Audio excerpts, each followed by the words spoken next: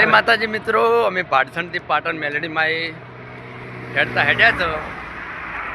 તમે કયા ગામ હેડતા જો છો કોમેન્ટમાં કરજો.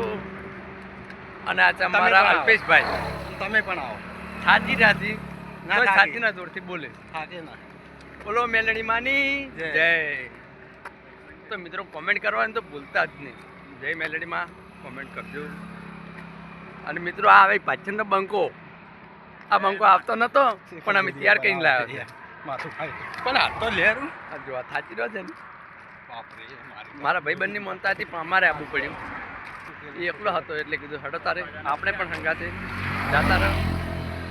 4 વાગ્યાના ઉભા છેલ્લા છે પણ વાંચવું હરતી નથી.